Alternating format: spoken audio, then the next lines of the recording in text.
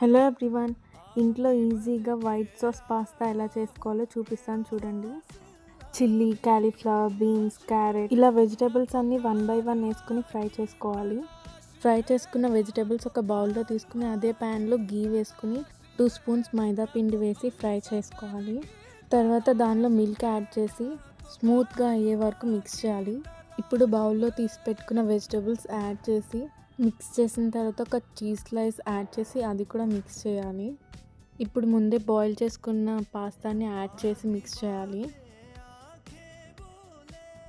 తర్వాత pepper, chilli flakes, salt add చేసి మళ్ళీ మిక్స్ చేయాలి. లాస్ట్లో 2 చీజ్ స్లైసెస్ వేసి మళ్ళీ మిక్స్ చేయాలి. అంతే, ఇలా సింపుల్గా అయితే చేసేసుకోవచ్చు. టేస్ట్ అయితే చాలా బాగుంది. మీరు కూడా ఒకసారి ట్రై చేయండి. Thanks for watching.